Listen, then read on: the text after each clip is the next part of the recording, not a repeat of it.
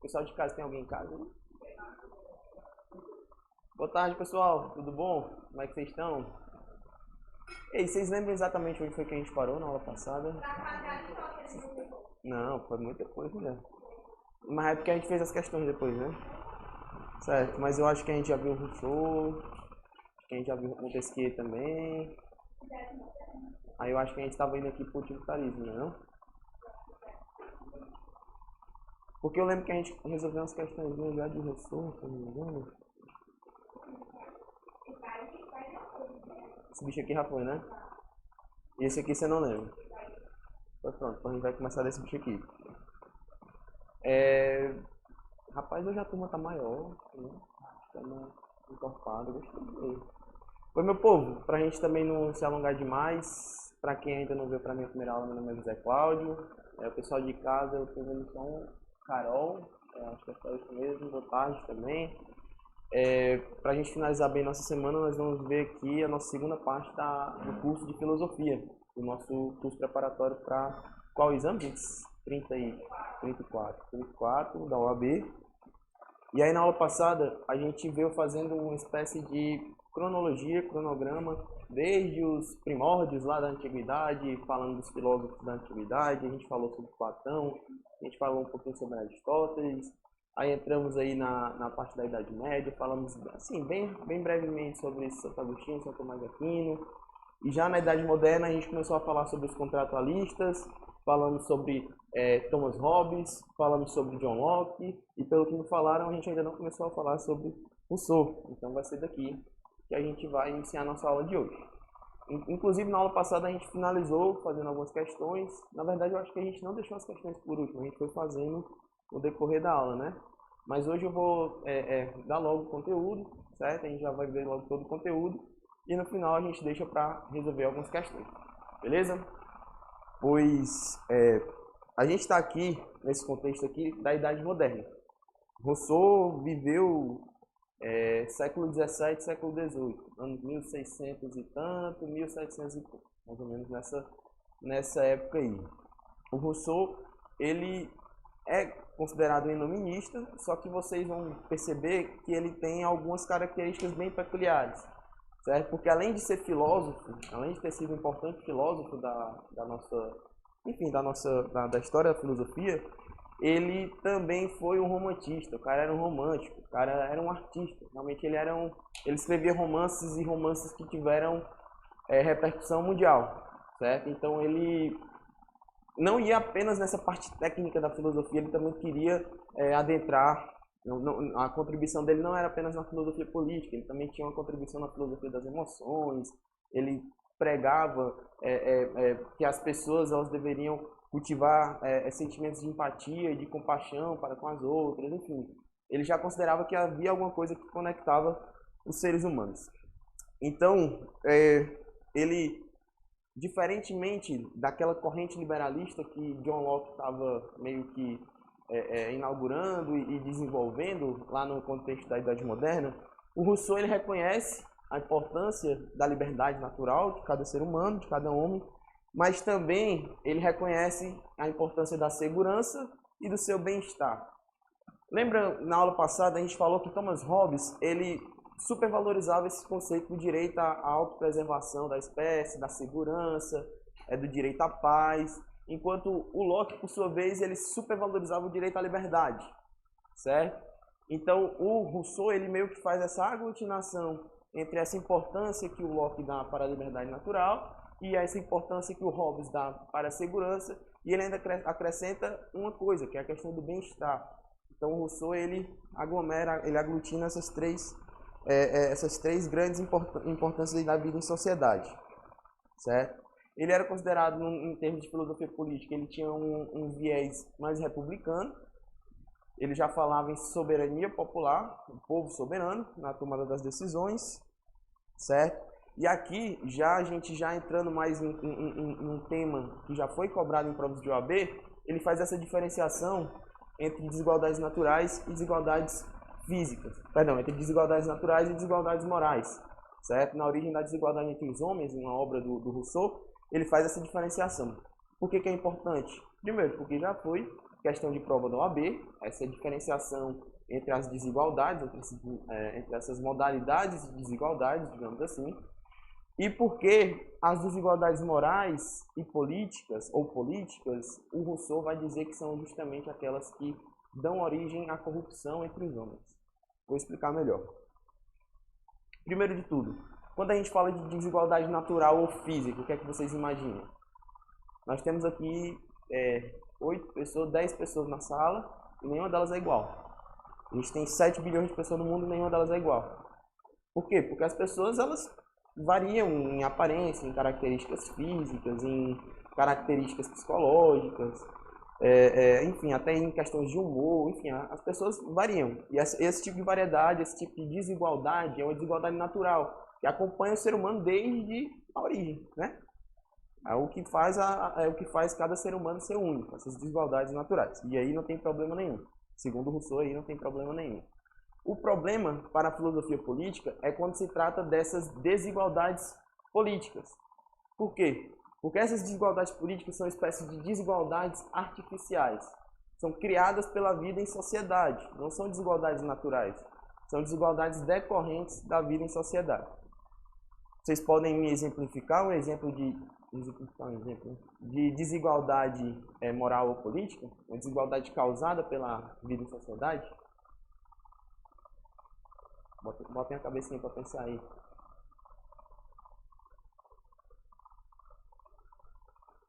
Eu estou diferenciando duas. As desigualdades naturais, que são essas desigualdades inerentes à nossa espécie humana, né? Eu tenho cabelo preto, tem gente que tem cabelo louro, são desigualdades naturais. Mas existem essas desigualdades morais ou políticas, que são as desigualdades que têm a ver com a vida em sociedade. Que a vida em sociedade causa nas pessoas, entendeu? Bora lá. Um exemplo, má distribuição de renda, desigualdade social, quando a pessoa nasce em alguma minoria representativa, enfim, são desigualdades, maior dificuldade de acesso a emprego, maior dificuldade de acesso à alfabetização, enfim, são desigualdades que a gente sabe que existem e que não são desigualdades naturais. São desigualdades que a vida em sociedade, em uma sociedade que, convenhamos, é um tanto quanto injusta, essa vida em sociedade ela propicia a existência dessas desigualdades. E aí o Rousseau vai dizer que são essas desigualdades morais ou políticas, que são a maior preocupação para a filosofia política. Por quê?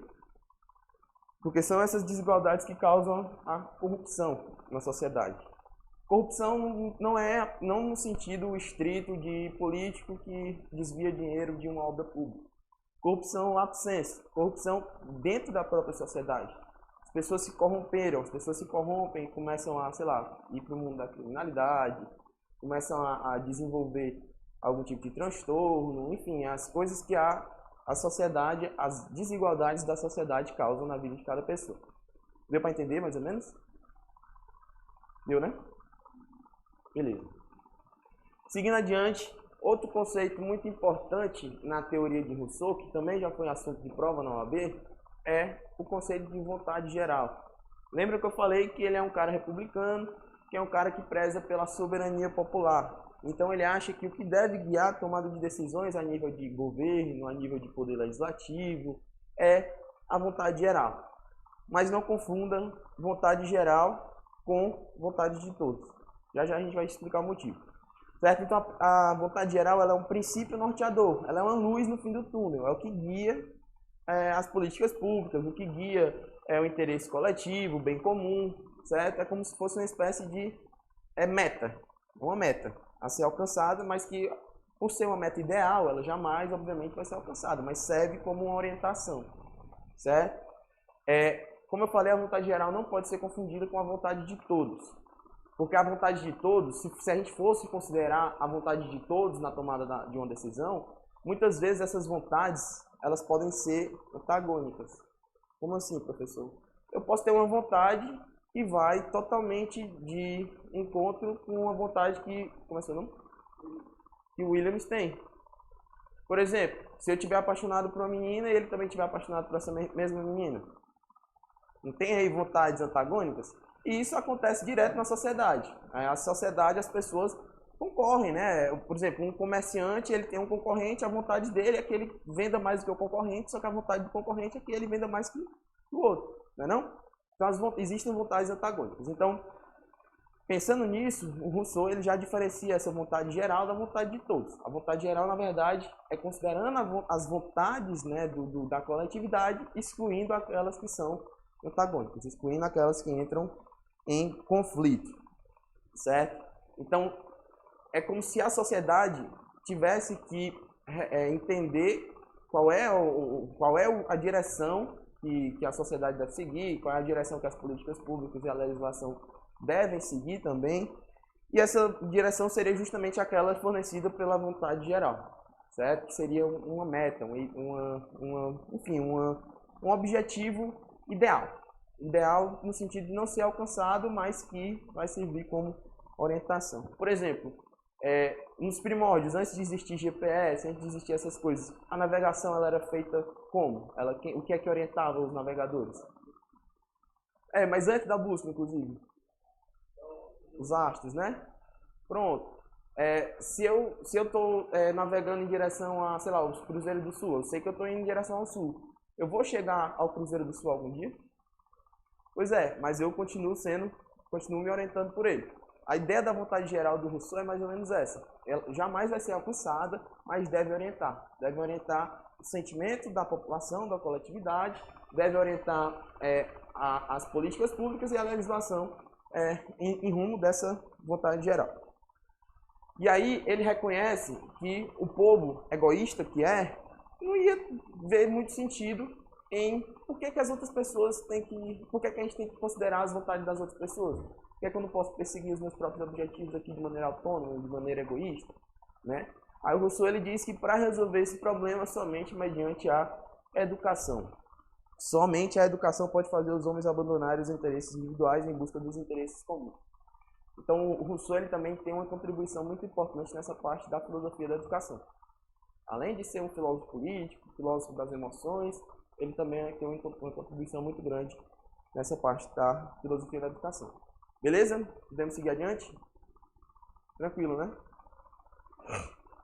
Montesquieu, esse vai ser o último dos contratualistas que a gente vai tratar, falando aqui bem rapidamente. A principal, se é que a gente pode dizer assim, mas uma das grandes contribuições do Montesquieu para a filosofia política vai ser essa divisão e independência dos poderes, certo? O Montesquieu, ele visa esse equilíbrio das forças políticas em busca de um governo moderado. A gente está falando aqui de um período pós-absolutista, mas que o absolutismo ainda estava em vigor em muitos locais, né? Então o absolutismo ainda era uma doutrina que era muito presente. O absolutismo, a gente conhece muito bem, existia a figura de um soberano, e esse soberano, ele, ele mandava na sociedade da maneira como ele bem entendia, de acordo com seus próprios interesses. Então, nesse contexto aqui de surgimento do liberalismo, do republicanismo, alguns pensadores foram aprimorando a filosofia política nesse sentido, já buscando um equilíbrio entre os poderes. E aí o marco da filosofia do Montesquieu é justamente essa, a de buscar esse equilíbrio entre os poderes. Essa aula vai até que hora? Só para 5h15, mulher. Assim.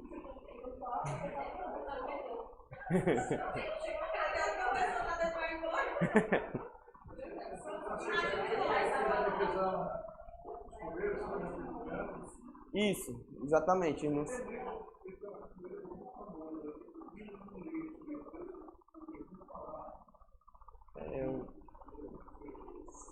não me lembro como é o nome.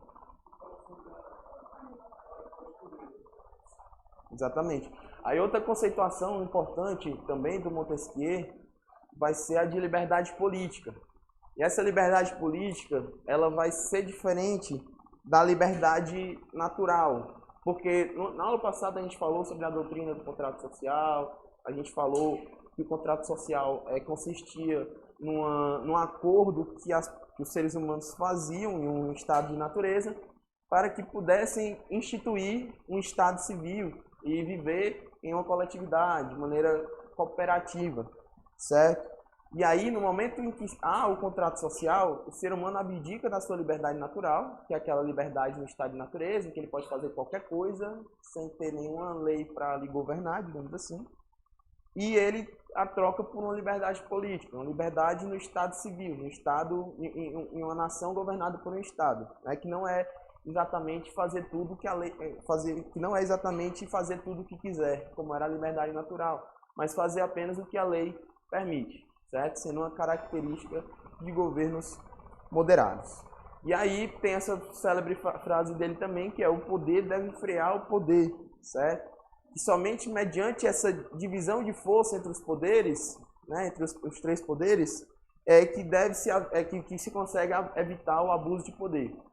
Então, o que ele quer dizer é que um país, quando, por exemplo, o poder executivo acumula um poder, acumula uma força exorbitante, a ponto de esmagar os demais poderes, esse país ele já perde a característica de país moderado, certo? Passa a ser um país tirânico, digamos assim.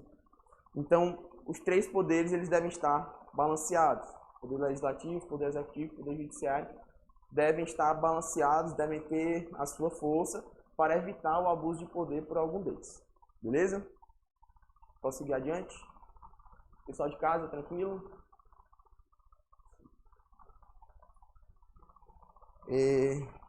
Agora, ainda lá no contexto da Idade Moderna, já passando um pouco para a Idade Contemporânea, a gente vai tratar um pouco sobre a doutrina utilitarista, que também é uma doutrina muito importante, especialmente para a filosofia política, até porque ela ainda é muito utilizada no dia de hoje, né, como teoria norteadora de governos ao redor do mundo, certo? A ética utilitarista ela vai ser criada, ela vai ser desenvolvida por Jeremy Bentham, lá na Inglaterra. Estou falando aqui, eu acho que no final do século XVII, 1690, no começo aí do século XVIII também, mais ou menos um pouco após Rousseau. E, obviamente, é uma ética associada ao empirismo inglês. O Jeremy Bentham, inglês que era, e o empirismo estando em alta naquele momento, ele tem essa influência. Ele rejeita a metafísica, ele critica o justnaturalismo. A gente viu na aula passada que o justnaturalismo ele se pautava na ideia de que o ser humano ele tinha consigo alguns direitos naturais, alguns direitos que só em ele nascer humano ele já é portador desses direitos. Por exemplo, direito à liberdade, direito à igualdade, direito à propriedade, direito à paz, à segurança. São direitos que o ser humano, só enquanto nasce um ser racional, ele já nasce portador desses direitos. Só que essa ideia de direitos naturais, de justnaturalismo, essa metafísica envolvida aí nesse sentido, não agrada o utilitarismo. O utilitarismo ele quer explicar, busca fundamentar uma ética objetiva, né, com validade para todos os seres racionais. Ele pensa em alguma coisa mais plausível, mais palpável no plano material mesmo. E aí se desenvolve o princípio da utilidade, no sentido de que o homem está em constante busca pelo prazer e pelo bem-estar, ou seja, pela própria utilidade. Então, esse princípio ele vai orientar as decisões e os comportamentos humanos, bem como as decisões e comportamentos do governo, em busca de um maior bem-estar, em busca de uma maior felicidade. Então, todo ato vai ser considerado válido para os utilitaristas quando ele conseguir alcançar um maior bem-estar e uma maior felicidade para uma maior parte da população. A ideia é mais ou menos essa. A ideia é que o que deve orientar o comportamento é essa busca pelo bem-estar, essa busca pela própria felicidade. Certo? A gente também chama de consequencialismo ético. Por quê? Porque se examinam as consequências de uma determinada atitude, de um determinado comportamento, e aí a partir do exame dessas consequências, a saber se esse exame, se essa consequência ela vai trazer mais ou menos bem-estar, essa atitude, esse comportamento, ele vai ser considerado correto, adequado ou não. Certo?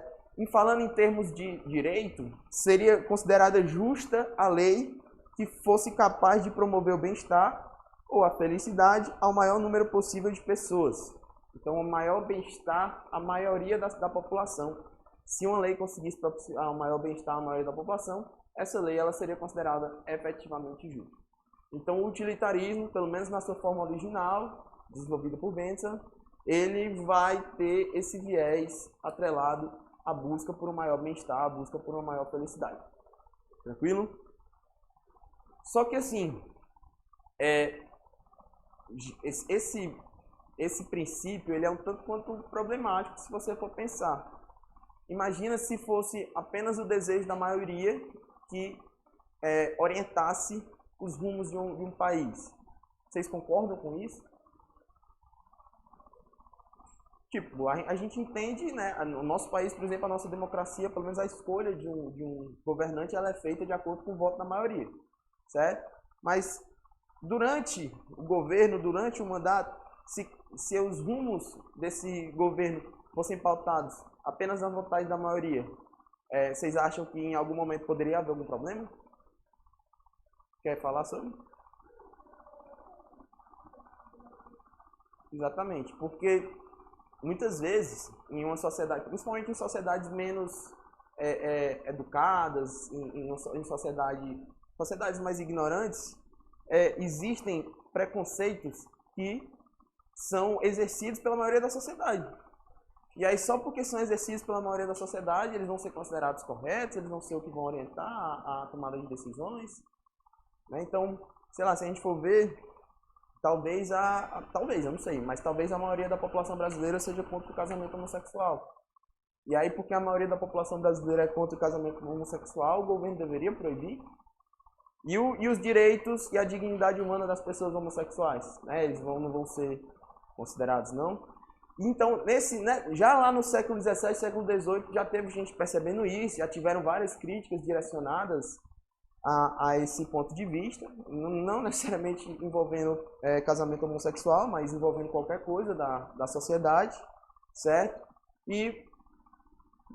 O próprio aluno do Bentham, o Stuart Mill, ele foi aluno do Bentham, ele também é considerado um utilitarista, mas ele passa a desenvolver uma maneira de utilitarismo mais moralizada, justamente considerando essa situação, que muitas vezes o desejo da maioria pode se impor contra os direitos de minorias, certo? A gente já escutou gente falando que as minorias têm que se curvar às maiorias, mas não é bem assim. As minorias, elas também têm os seus direitos, e esses direitos, assim como os direitos de qualquer ser humano, devem ser considerados. Não podem ser de maneira alguma relativizados. Isso era o que pregava Stuart Mill. Ele vai levar adiante o pensamento utilitarista, ele faz uma reflexão sobre a relação entre independência individual e controle social, porque ele vai dizer, prestem atenção nisso aqui porque foi questão de prova, ele vai dizer que quando a gente seguia apenas pela vontade da maioria, essa vontade da maioria vai exercer uma espécie de controle social contra as minorias, contra as pequenas parcelas, os grupos minoritários da sociedade. Quando eu falo grupo minoritário, não é apenas minoria numérica, mas minoria também representativa e tudo. Então, isso já foi questão de prova. Ele até vai dizer que defende um controle social e que, obviamente, se deve para esse controle social, entre aspas, escutar a vontade da maioria, só que ele tem que ser limitado. Então, o que é que ele diz? Até certo ponto, a gente escuta a vontade da maioria. Se em algum momento essa vontade da maioria ela for, como é que eu posso dizer, perigosa às minorias, aí a gente vai ter que dar uma freada. Por quê? Porque existe uma série de direitos que não podem ser relativizados, que devem ser garantidos para todo mundo, inclusive as minorias. Então, se um dia a vontade das maiorias afetar esses direitos, ela vai ter que ser freada. Isso porque ele vai dizer que a liberdade do indivíduo, a despeito do poder sociopolítico, a liberdade do indivíduo, seja ele quem for, seja de uma maioria, seja de uma minoria, ela não pode ser relativizada, ela deve ser sempre levada em consideração e ela deve ser, e essa consideração, a liberdade de cada ser humano, ela vai evitar o que ele chama de tirania da maioria. Tirania da maioria é uma espécie de poder tirânico, um poder autoritário exercido pela maioria, não é pelo governo. É a maioria, né? A maioria que toma as decisões. Então, se essa maioria começar a tomar decisões arbitrárias, se torna uma tirania da maioria. Então, ele já pensa aqui que isso deve ser evitado. Por quê? Porque ele defende uma soberania absoluta do indivíduo, bem como os direitos e garantias individuais. Então, existem direitos e garantias individuais e a independência absoluta do indivíduo que não pode, de maneira alguma, ser relativizada, ainda que seja a vontade da maioria. E aí ele vai dizer que o poder ele somente poderá interferir na liberdade de outras pessoas se for com o propósito de evitar danos a terceiros. Como assim? A gente não vai dizer que não vai tentar se utilizar disso aqui para explicar, para ser contra haver pena de prisão a criminosos, por exemplo. Ah, professor, mas a pena de prisão não é uma restrição à liberdade do indivíduo? Com certeza é. A pessoa está sendo privada da sua liberdade. Mas ele vai dizer que isso é ok por quê? Porque vai ser com o propósito de evitar danos a terceiro. Aquele rapaz, aquela pessoa que está sendo presa, ela vai perder a sua liberdade por um certo tempo, em homenagem, entre aspas, ou de maneira a proteger, de garantir as outras pessoas, né? Para evitar danos às outras pessoas. Deu para entender? Deu mesmo, né? Beleza, não, fiquem à vontade para vocês perguntarem. Estou vendo vocês assim meio... não sei como é. Mas é isso mesmo. Qualquer coisa vocês podem perguntar, tá bom? Seguindo adiante, a gente já vai embarcar de vez aqui na Idade Contemporânea. Vamos falar um pouquinho mais sobre Immanuel Kant. Vamos falar um pouquinho sobre os filósofos do positivismo jurídico. E também sobre alguns pós-positivistas, certo? Para a gente já ir avançando, a gente vai falar um pouco sobre a teoria do Kant. O Kant, a primeira coisa que a gente tem que tratar sobre ele é sobre o princípio da moralidade, o princípio da moralidade pautada numa autonomia da vontade, certo? A boa vontade como conceito-chave, a capacidade de a razão determinar a vontade. Entenderam nada, né? O Kant ele vai dizer que existe dentro da nossa própria cognição, dentro da nossa própria mente, um mecanismo que nos orienta a não apenas agir da maneira correta, mas agir da maneira correta pela intenção correta, pela vontade correta. Esse mecanismo da nossa razão vai se chamar imperativo categórico, certo? Já já a gente vai chegar lá. Ele se distancia do utilitarismo, por quê? Porque o utilitarismo, como a gente acabou de ver, ele vai medir a qualidade de uma ação ou de uma lei de acordo com o quê?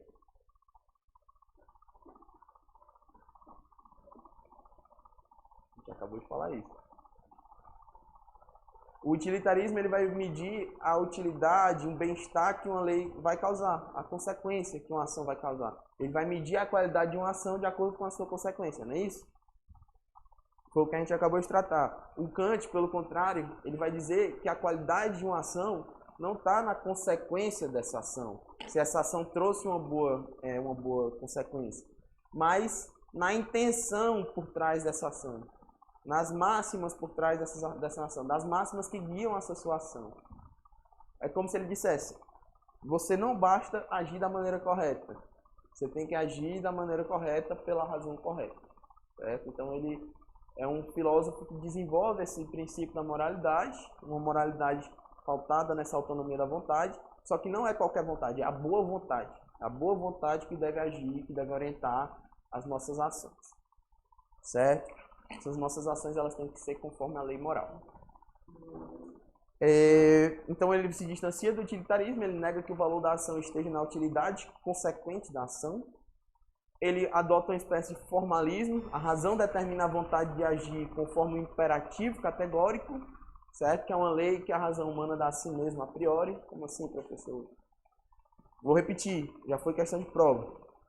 O imperativo categórico, ele é uma categoria, ele é uma lei, entre aspas, que está constante aqui na nossa própria cabeça, na nossa mente humana, na nossa cognição, que vai agir sobre as nossas intenções para que a gente haja da maneira correta, pela intenção correta, para que a gente tenha sempre as boas intenções, as intenções corretas, certo? É isso que o imperativo categórico ele vai fazer. E aí a máxima, né, o lema do imperativo categórico é esse aqui, ó, age de tal forma que a máxima da atuação possa se enquadrar em uma lei universal. Então, o que é que vai dizer que se a tua intenção, se a tua vontade, ela está sendo a vontade boa ou não? Tu vai ter que pensar, se todas as pessoas do mundo agissem com essa intenção, ia ser bom ou ia ser ruim? Entendeu? Aí, a partir dessa conclusão, você ia entender se uma ação ela era conforme o imperativo categórico ou não. Aí a gente tem que saber diferenciar também o imperativo categórico do imperativo hipotético. O que é uma hipótese? Suposição. E o que é supor?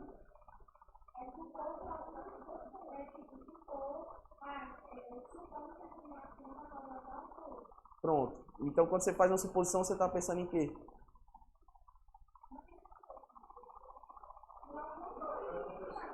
Na consequência, no resultado, não é não? E o que foi que eu acabei de dizer bem aqui?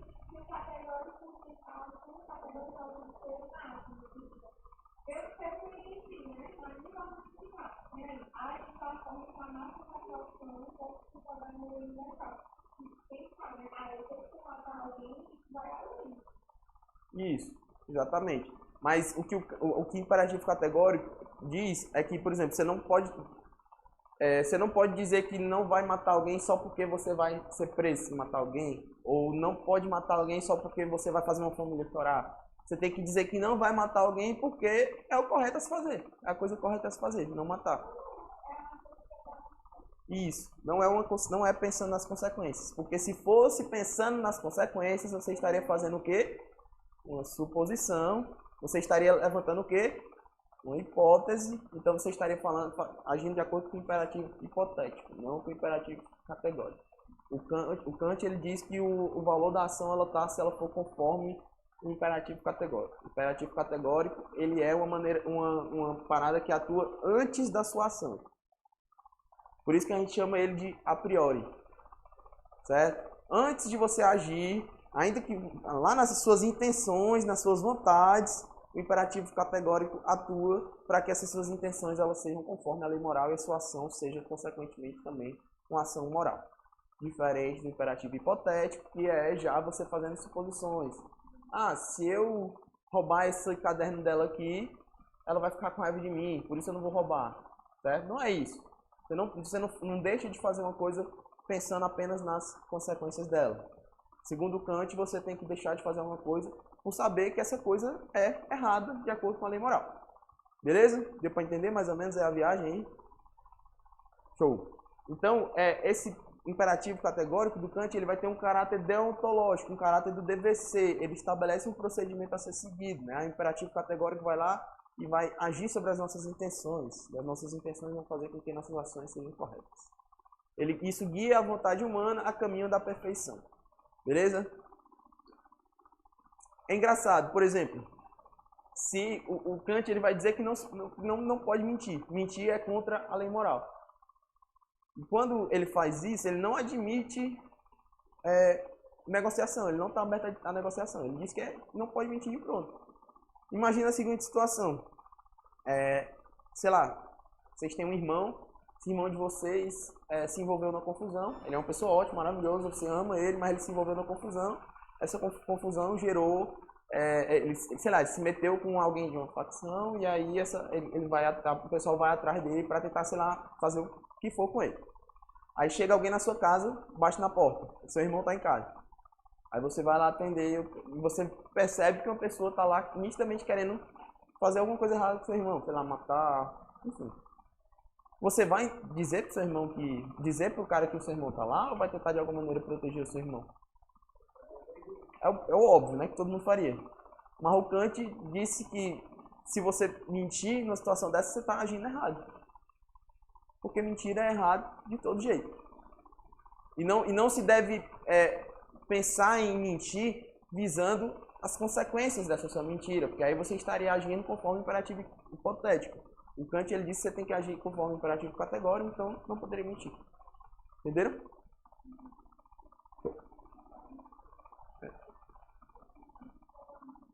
Exatamente. Porque ele não se interessa pelas consequências, ele se interessa pela intenção. E aí, já falando mais em termos de direito, filosofia jurídica em Kant. O homem, bem como o direito, se encontra no meio termo entre empirismo e idealismo. O direito somente terá somente terá significado entre pessoas livres, só que o direito, diferentemente da lei moral, ele vai se impor externamente. Como é que eu disse que a lei moral se impõe nos seres humanos? Pelo imperativo categórico, que age internamente, que age imperativo categórico, que age na nossa própria cabeça, certo? É uma maneira interna de se controlar as nossas ações. Só que existe uma maneira externa também de controlar as nossas ações, e essa maneira externa é o direito, o comando da lei. O Kant ele admite que existe essa outra maneira de se controlar as nossas ações, certo? E o direito, ele vai, como eu falei, se impor externamente, e ele vai ter essa peculiaridade aqui, ó, que ele pode se utilizar de coação, certo? O direito, ele tem essa peculiaridade que ele pode se utilizar de coação. Já a lei moral não, a lei moral ela não lhe coage. Você vai ter noção dela porque o seu imperativo categórico vai estar atuando na sua cabecinha, certo? Você vai saber o que é a coisa certa a se fazer. O direito não, o direito ele se impõe de maneira externa. E ele pode se utilizar, inclusive, de coação, certo? Por quê? Porque o Kant, ele sabe que jamais ele conseguiria fazer com que todos os seres humanos do mundo agissem conforme a lei moral. Claro. Numa situação dessa que eu acabei de exemplificar, quem é que ia entregar o próprio irmão? Ninguém, né? Então o Kant ele sabia que era impossível se exigir que todo cidadão do mundo adotasse a lei moral. E aí ele desenvolve um mecanismo, né, uma ideia que pode servir de uma maneira de regular a vida em sociedade. Esse mecanismo seria o direito. Ele diz que a importância do direito é exatamente essa, a de regular a vida em sociedade, considerando que nem todo mundo vai adotar a lei moral, o imperativo categórico, como uma maneira de se viver e de se portar, certo? Inclusive mediante a coação, né, a moral por sua vez internamente, analisando a intenção, sem coação, como eu falei para vocês. O direito seria o cumprimento da legalidade com ou sem algum compromisso moral, certo? A lei, ela tá lá e tem que ser respeitada, ainda que ela não seja conforme a lei moral, certo? E aí o direito ele vai garantir a coexistência das esferas da liberdade externa de todos os cidadãos. O direito ele vai garantir que a liberdade de cada cidadão ela não seja violada, certo? E aí o lema do direito em Kant seria esse aqui: age exteriormente de tal sorte que o livre uso do teu arbítrio possa coexistir com a liberdade de cada um segundo a lei universal. Alguém quer traduzir para mim? Não, mas o tradutor não sou eu, não.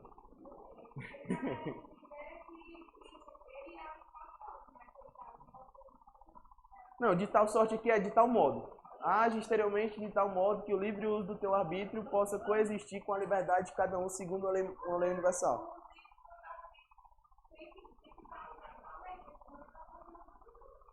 Exatamente. O que ele está querendo dizer é que você pode agir da maneira que você achar. Pelo menos eu entendo assim.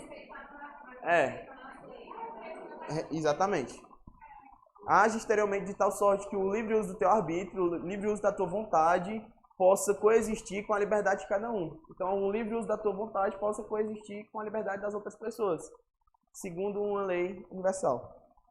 Beleza? Tranquilo? Deu para entender mais ou menos o Kant aí? Depois a gente vai chegar aqui já nos positivistas. Eita, ainda tem muito slide aqui, hein?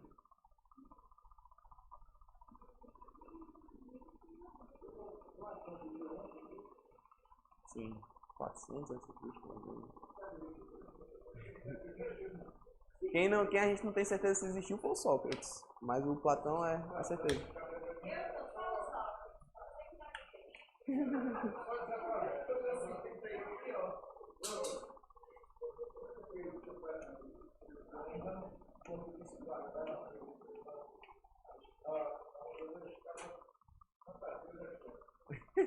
Pois é.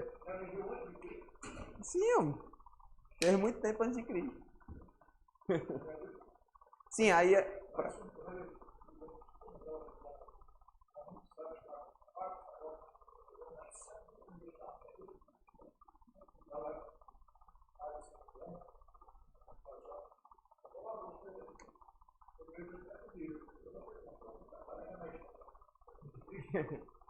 pois é. Tem registros, né?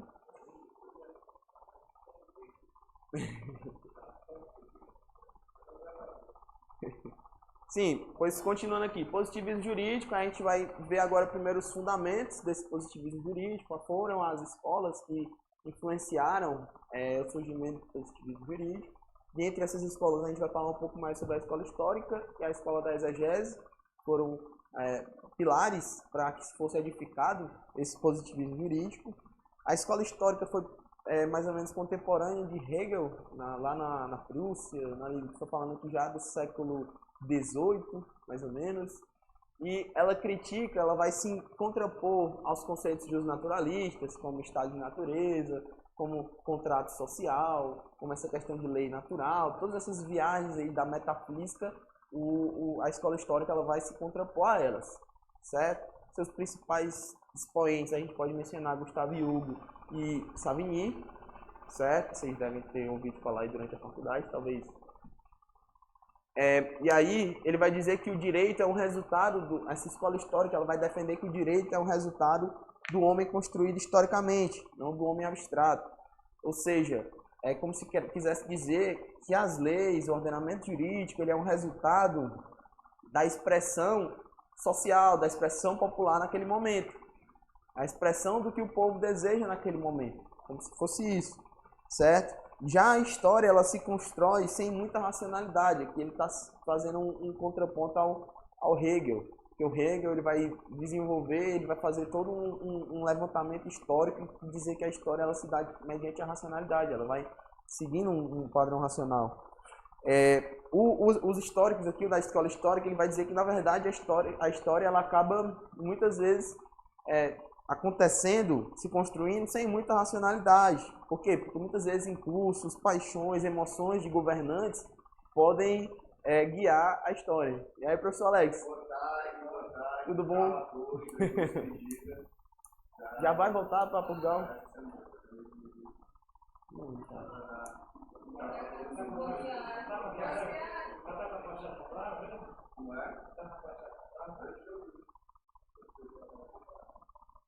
Passar mais quanto tempo lá?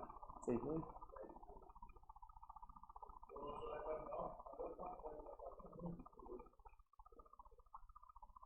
Valeu, professor, boa viagem. E aí, muitas vezes, os impulsos, as paixões, as emoções de grandes lideranças acabam por mudar o curso da história. A gente sabe, lá da história antiga, de casos como, por exemplo, quem assistiu Troia, sabe da história que envolve aquilo ali, que tem questão de traição, de chifre, não sei o que, não sei o que.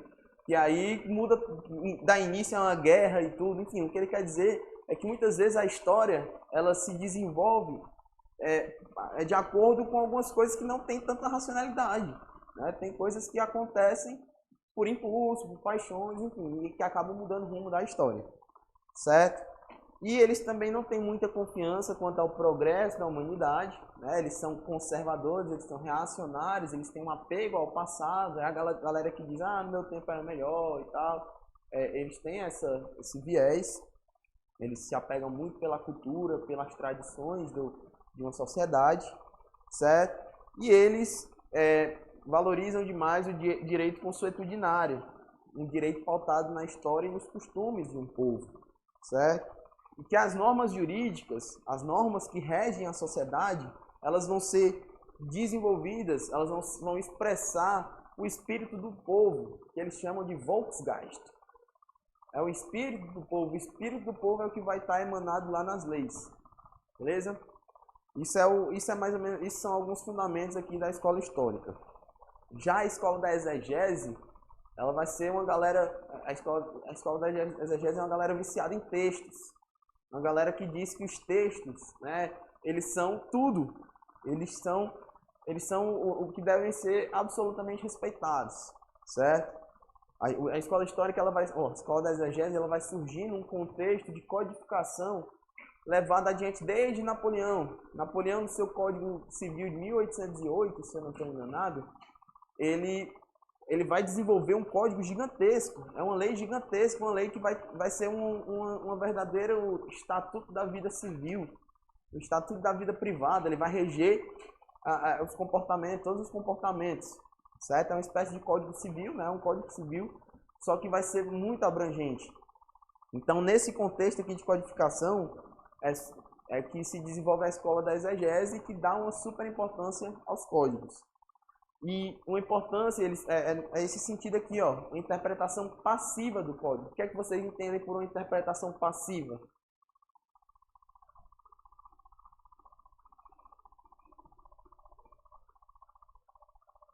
O que é interpretar de maneira passiva um código, um texto? Uma interpretação ao pé da letra. O que eles pregam é isso, uma interpretação ao pé da letra, sem adaptações, sem concessões, é uma interpretação ao pé da letra do código. O código, no próprio código você tem tudo que você precisa para resolver uma determinada situação, certo?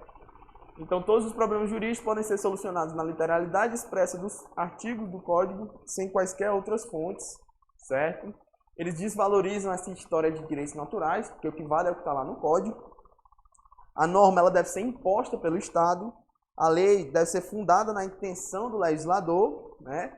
E aí, quando a gente vai lá interpretar, quando a gente tem alguma lacuna, ou seja, quando tem alguma coisa em branco, alguma coisa faltando no código, a gente tem que tentar entender qual era a intenção do legislador quando ele elaborou aquela lei, para ela ser considerada na nossa interpretação. Se utiliza aqui essa máxima de os textos acima de tudo, que já dá para ter uma noção do que a exegese ela valorizava. E a gente entende a autoridade, né, que é alguém que diga o que é justo e lícito ou não, é estendida aos comentadores de código. Então, os comentadores de código, os doutrinadores, eles eram supervalorizados, porque eles conseguiam captar a ideia por trás dos códigos. Então, nesse contexto de junção da escola histórica com a escola da exegese, o positivismo jurídico ele vai começar a ser edificado, certo? Ele entende que o direito é construído socialmente, de maneira desconexa da moral. Então, aqui no positivismo jurídico, a gente desconecta o direito da moral. O direito, durante muito tempo, ele foi atrelado à ideia de justiça. A lei era a lei que fosse justa. Pelo menos os gregos antigos, eles já pregavam isto. Platão, Aristóteles, a lei, para ser lei, ela tinha que ser justa. O Platão dizia que a lei, o respeito à lei, o respeito à justiça, podia levar o ser humano à perfeição, certo? Só que aqui o positivismo não. O positivismo ele vai guiar o direito com a direção, a ciência do direito com a direção, se distanciando da moral. O direito e moral não precisam mais estar atrelados, são coisas diferentes, são disciplinas diferentes, e aí a gente segue, certo? E aí se busca mais uma sistematização do material jurídico. O direito, que era muito essa ideia de direito de justiça, equidade, agora passa a ser um direito codificado e que a gente tem aqui, a ideia é desenvolver vários códigos para serem respeitados. Então a gente vai lá digitar várias leis e essas leis vão ser respeitadas. Então se constrói uma ciência jurídica autônoma em que o direito pode ser pensado a partir da própria estrutura jurídica, sem preocupações de cunho ético, político, social, antropológico ou psicológico. Dá para ver aqui nitidamente a importância ou o viés da exegese que o positivismo jurídico carrega, essa importância destinada aos textos. E aí, o positivismo jurídico visa edificar a ciência do direito, eliminando elementos extrajurídicos que pudessem ameaçar a objetividade e a autonomia do direito. Hans Kelsen, que como a gente vai ver, ele é considerado um positivista estrito ou pleno, ele vai dizer que a ciência jurídica ela tem que se abster de toda e qualquer contingência, de toda e qualquer peculiaridade de uma sociedade. A ciência jurídica ela não tem que se preocupar com a cultura de uma sociedade, Ela não tem que se preocupar com as tradições, com a história, com a geografia, com o que for. A ciência jurídica é a ciência jurídica e ela pode ser inclusive universal, ela pode ser a mesma ciência jurídica aplicada em qualquer lugar do mundo. Por quê? Porque ela não vai ser influenciada por nenhum outro fator externo, certo? Então, para o Hans Kelsen, o Estado vai ser um produto da construção jurídica, devendo ser pensado normativamente. Todas as suas ações são reguladas por uma norma jurídica objetivamente válida. Então, as normas jurídicas elas vão guiar, inclusive, a própria criação e desenvolvimento do Estado, certo? O direito ele deve buscar em sua própria estrutura interna a sua objetividade. Então, nós temos o ordenamento jurídico. Esse ordenamento jurídico ele é capaz, ele poderá resolver todo e qualquer problema atinente ao próprio ordenamento jurídico, certo? E ele desenvolve, o Kelsen, uma teoria pura do direito, para ser uma espécie de base científica do direito, visando uma aplicação universal do direito. O mesmo direito ser aplicado universalmente, a mesma ciência do direito ser aplicada universalmente, certo? O Kelsen ele vai priorizar a norma ao fato, né? Vai priorizar o direito ao poder, certo? E ele vai diferenciar normas de direito e normas de justiça. As normas de direito são uma preocupação para o direito, para a ciência do direito. As normas de justiça, embora tenham a sua importância, não vão ser uma preocupação para o direito, segundo o Hans Kelsen. A ciência do direito ela tem que estar preocupada com isso aqui, com as normas de direito, as normas que estão lá no ordenamento jurídico. Se tem a ver ou não com a justiça, se estão propiciando ou não a justiça, aí já não é com eles, entendeu? O direito, então, ele vai ser resultante da vontade do legislador. Então, se o direito ele se resume, se a ciência do direito ela vai se resumir ao ordenamento jurídico, ao que está codificado, ao que está positivado, então o direito acaba por ser resultado da vontade do legislador, que é justamente quem elabora essas leis, quem elabora esses códigos. E aí, nesse sentido, ele vai criar um pressuposto que é a norma fundamental.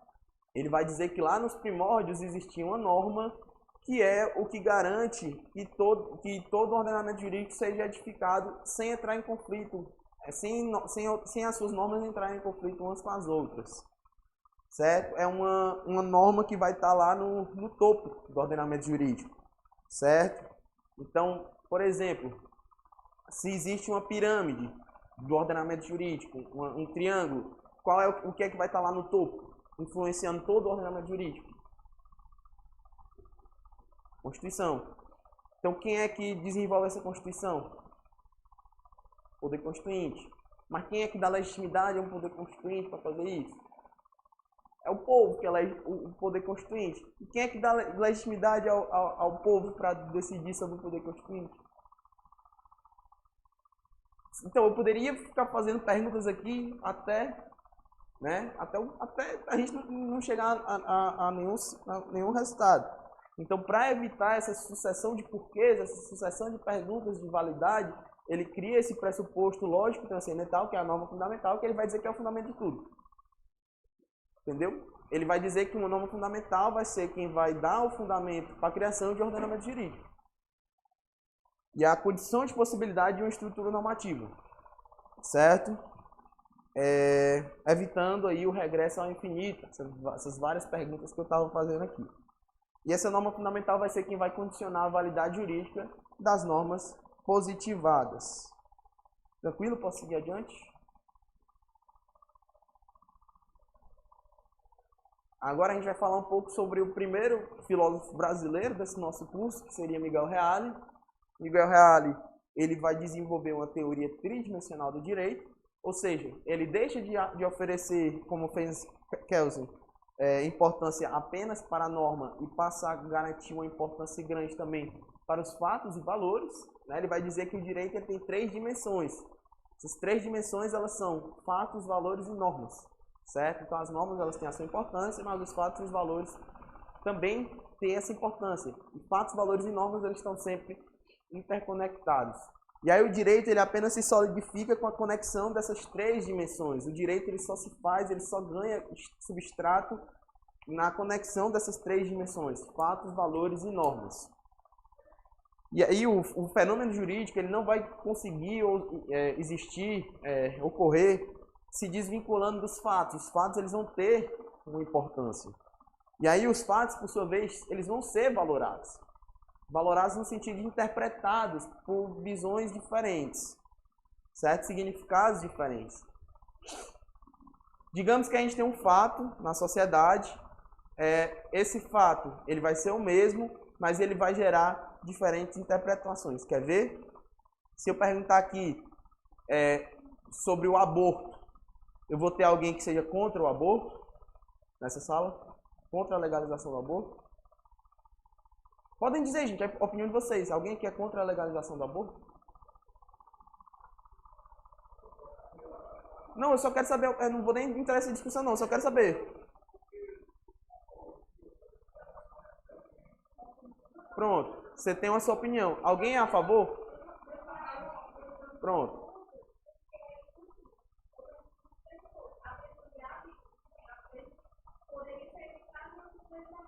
Uhum.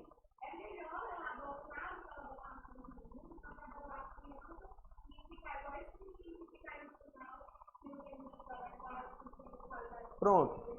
É isso que eu tô querendo. Não tô nem querendo começar um debate, não. Eu só tô querendo dizer, eu só tô querendo colher os posicionamentos de vocês. Pronto. Se a gente falar do mesmo fato, que é a legalização do aborto, a gente vai ter diferentes pontos de vista. A gente vai ter quem é contra a legalização do aborto de todas as maneiras, a gente vai ter quem é a favor da legalização de todas as maneiras de aborto, e a gente vai ter tipo, uma visão moderada aí também, que é quem é a favor da legalização do aborto em alguns casos, como por exemplo o nosso próprio ordenamento jurídico, né, que deixa que legaliza o aborto quando é em caso de feto anencefalo, quando é em caso de decorrente de estupro e quando é em casos que coloca a vida da mulher em risco. Então, existem, sobre o mesmo fato, que é a legalização do aborto, existem diferentes pontos de vista, diferentes valores que vão atuar no desenvolvimento de pontos de vista, de posicionamentos quanto ao mesmo fato, certo? Como eu falei, os fatos, por sua vez, precisam ser valorados. Eles precisam ser significados de acordo com uma interpretação.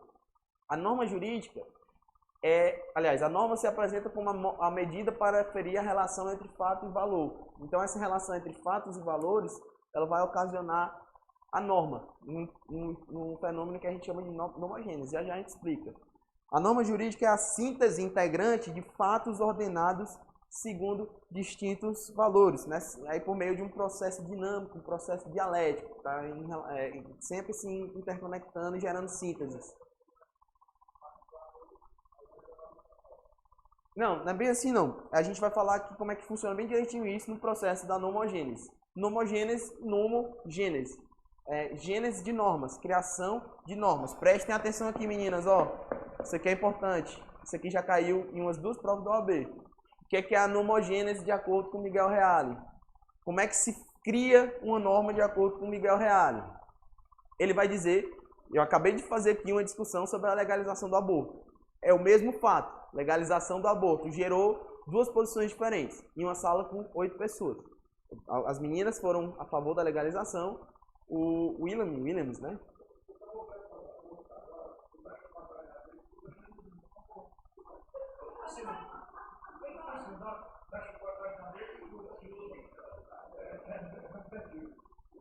Ele dá para captar o microfone?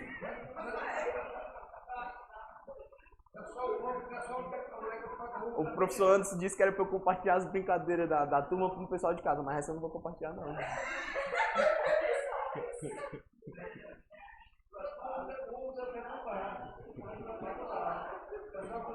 Sim, enfim, o que eu estou querendo dizer é que é o mesmo fato, preste atenção de novo, voltem a atenção de novo.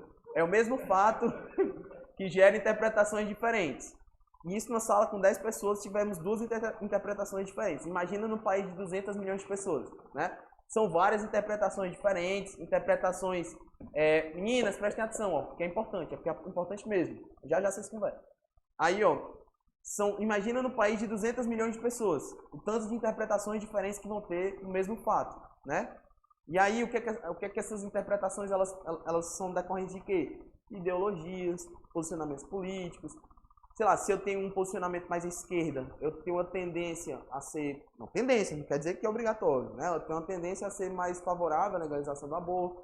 Se eu tenho uma tendência mais conservadora, se eu tenho um posicionamento mais conservador, eu tenho uma tendência a ser contra a legalização do aborto. Eu sei que são vários pontos de vista que geram vários posicionamentos do que a gente chama de orientações normativas ou proposições normativas.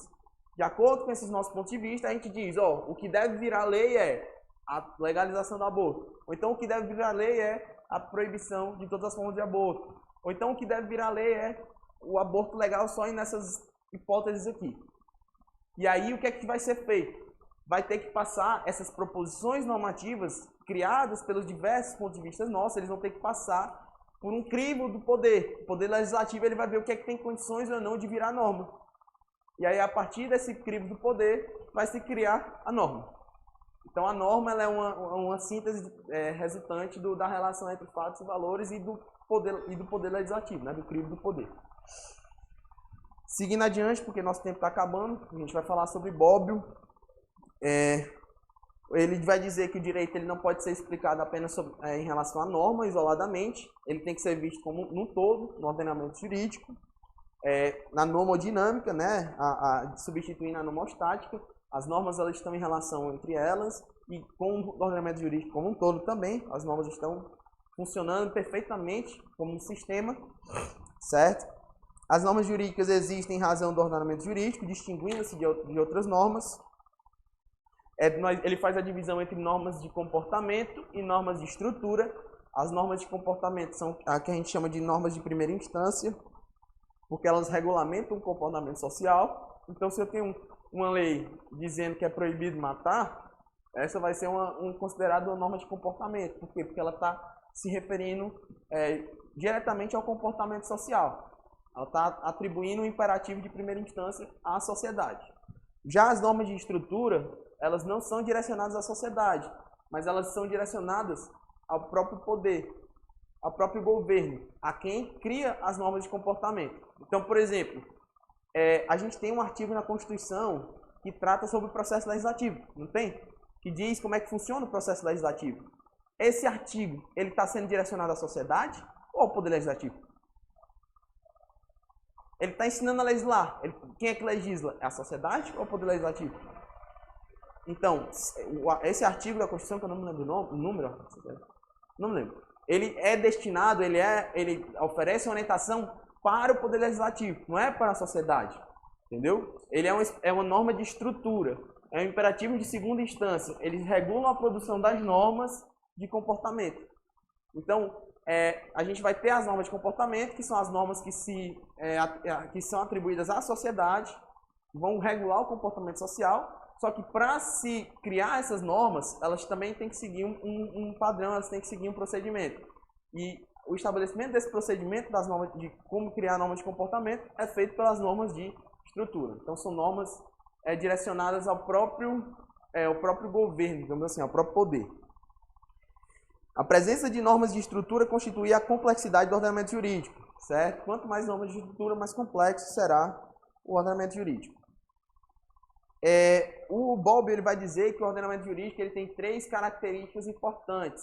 A primeira delas, a unidade. O ordenamento jurídico ele é unitário, ele tem uma fonte em comum lá em cima, que é a norma fundamental, e, consequentemente, a Constituição que une todo o ordenamento jurídico. Então, todas as leis feitas após a Constituição, elas têm que respeitar a Constituição, certo? Tanto de maneira formal como de maneira material. Tem que respeitar o conteúdo e a forma estabelecida na Constituição. Se forem anteriores à Constituição, a Constituição vai ver se essas leis vão ser ou não recepcionadas pelo novo texto constitucional, certo? Mas o fato é, todo o ordenamento jurídico, ele está ligado, de alguma maneira, ele está interconectado com a nossa Constituição, está respeitando a Constituição. Isso é o que a gente chama de unidade do ordenamento jurídico, eles têm uma fonte em comum lá em cima. A outra característica é a sistematicidade. A sistematicidade do ordenamento jurídico, ele vai dizer que as suas normas, elas devem funcionar de maneira coesa, elas devem funcionar de maneira a não gerarem conflitos umas e outras, certo? Elas têm que que funcionar como um sistema perfeito. E a terceira característica seria a completude. O ordenamento jurídico ele tem que ser completo, ele não pode ter lacunas, certo?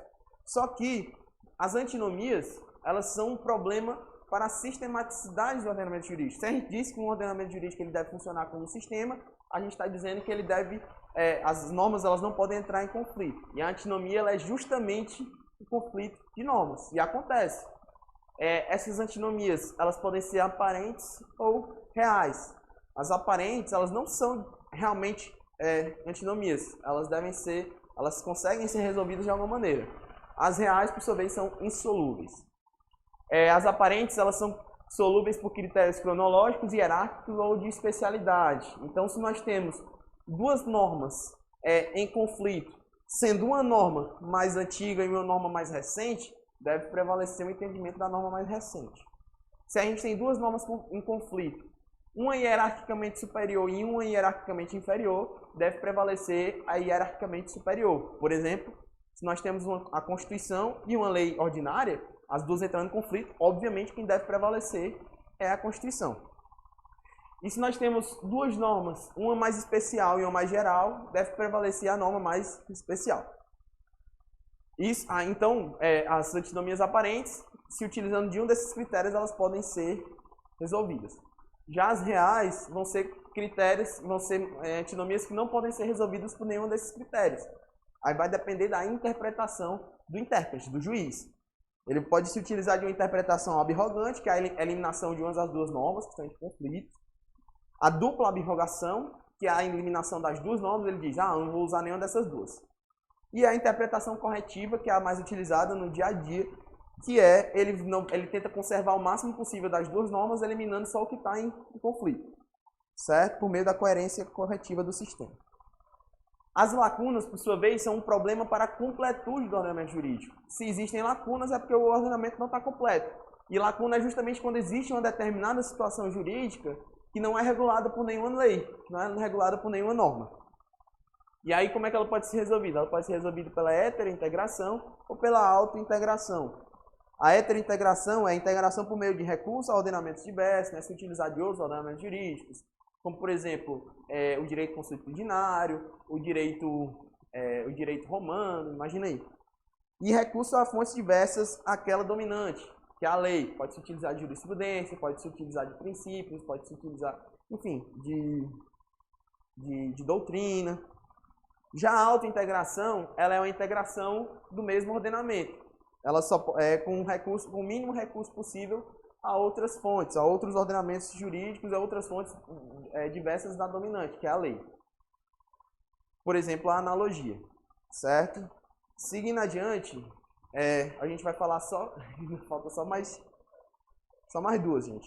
2 slides.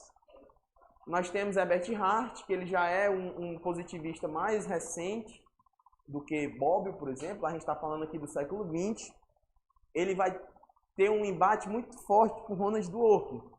O Herbert Hart ele é um positivista mesmo, e o Dworkin ele é considerado um pós-positivista. Tchau, até mais.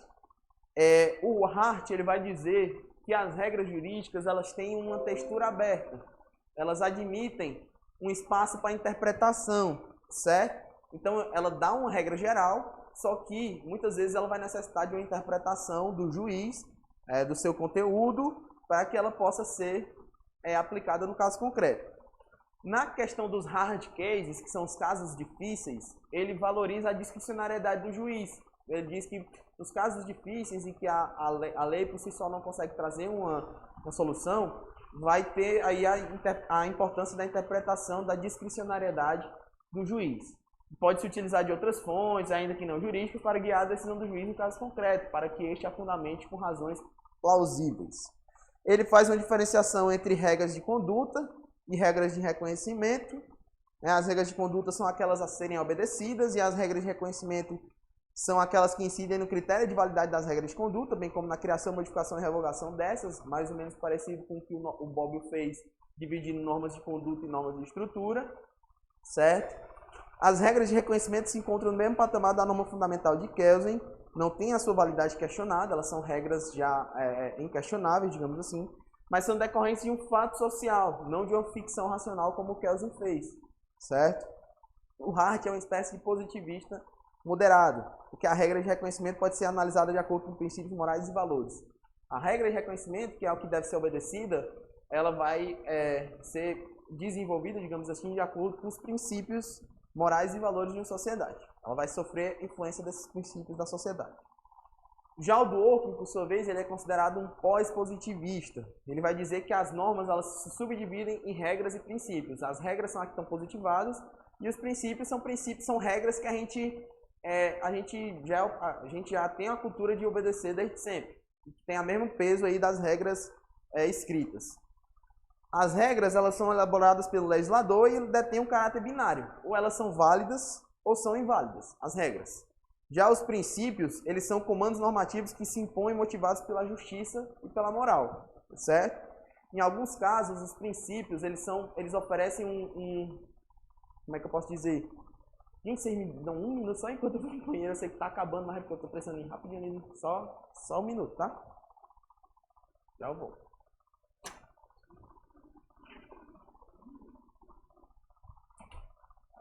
Fala, meu Deus. Eu vou terminar logo a aula. Tem gente, então bora terminar logo. Tô apertado.